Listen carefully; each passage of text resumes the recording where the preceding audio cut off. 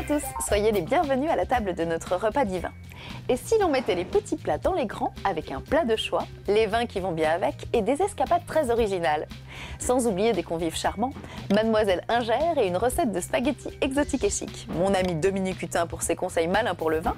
Et enfin, en dessert, je vous donnerai quelques conseils pour apprécier le vin de façon responsable. Allez, on se lance côté cuisine.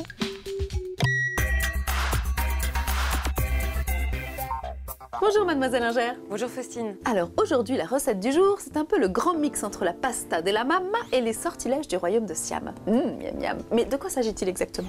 Eh ben, c'est tout simplement un savant mélange de spaghettis enrobés de sauce à base de fumée de coquillage et de lait de coco que l'on va parfumer avec de l'amande, de la coriandre fraîche et un peu de citron vert. Ah, j'oubliais la liste des ingrédients.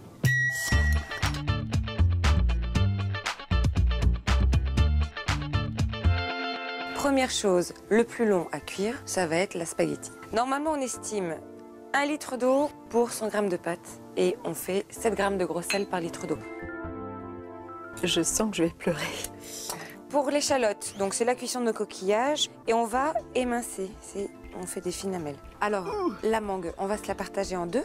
D'accord. Pour l'éplucher, je vais carrément longer le noyau. On le voit ici.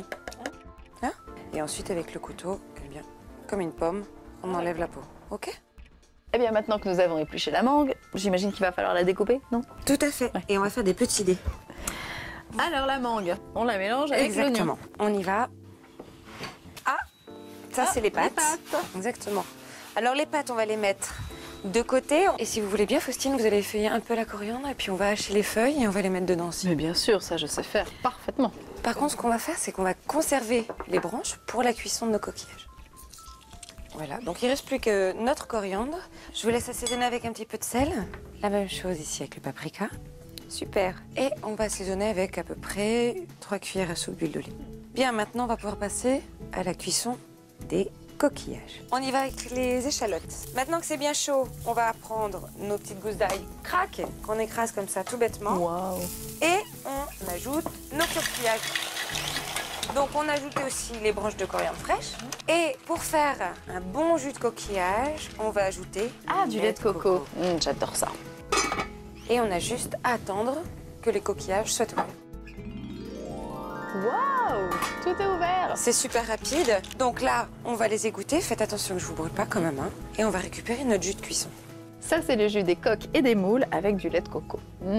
Et donc, on le remet dans une casserole pour le faire réduire. Et maintenant, nous, notre travail, Faustine, ça va être de décortiquer ces coquillages. Voilà.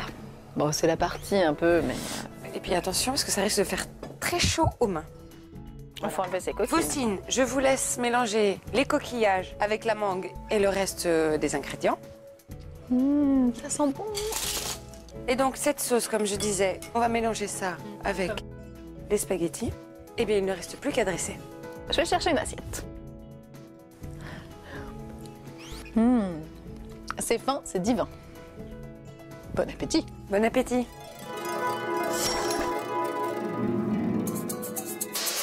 Allô Dominique?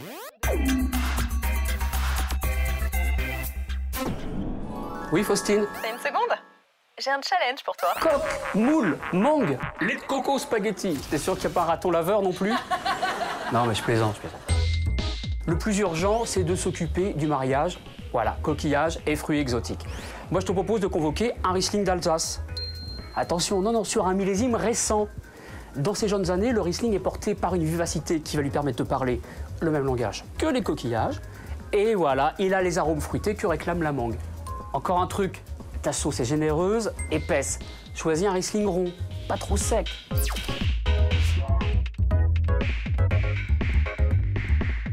Et tiens, tu m'as lancé un défi tout à l'heure, moi je t'en propose un autre.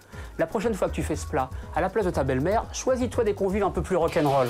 Oui, parce qu'il y a un accord auquel personne ne pense jamais, le Cabernet d'Anjou. Oui, rosé demi-sec de Loire, ouais.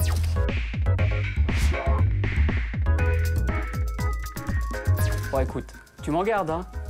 Ben non, pas de la belle-mère. Pardon. Les infirmières, les femmes d'affaires, les directeurs, les amoureux, les familles recomposées vont adorer cette idée de week-end absolument divin. Et nous aussi.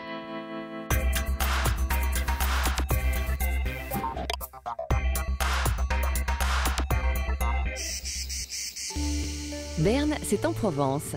C'est même un château situé au cœur de l'appellation Côte de Provence, avec des vignes et des oliviers à perte de vue.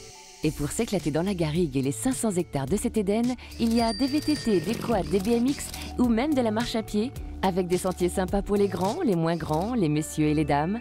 Tiens, justement, il y a des dames qui marchent. Franchement, ce sont des circuits qui sont quand même, pour la grande majorité, accessibles à tout public, de 7 ans à 77 ans. Si vous voulez faire de votre vie un art, alors ici, le temps d'un moment au milieu des vignes, vous vous inventerez un chef-d'œuvre d'hédonisme. L'art de vivre, de toute manière, est décliné sous toutes ses formes ici sur le domaine. Et oui, c'est l'originalité du lieu qui conjugue activités de détente, gastronomie et œnologie, avec ses 3 restaurants, dont un étoilé. On aime bien que les gens soient à l'aise et vivent ce moment vraiment dans un moment de plénitude. Un plongeon dans la piscine à débordement, une séquence relax au spa et vive la douceur des soirées provençales. Un bon plan pour des nuits tranquilles et un week-end divin au pays des cigales.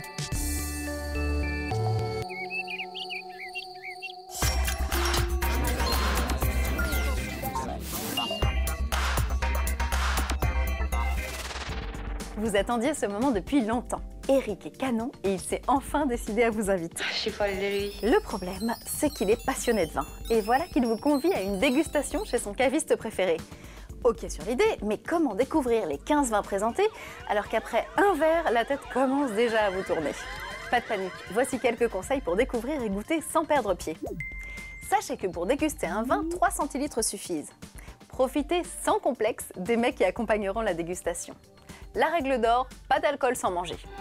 Et puis personne ne vous regardera de travers, bien au contraire, si vous videz votre verre avant de l'avoir fini. Enfin, vous verrez sur les tables de drôles de seaux. Ne soyez pas choqués, ce sont des crachoirs. À première vue, ce n'est pas très glamour, mais Eric se fera sûrement une joie de vous initier à ce geste responsable. Et oui, pas besoin d'avaler le vin pour en découvrir les arômes. Alors, rassurés ?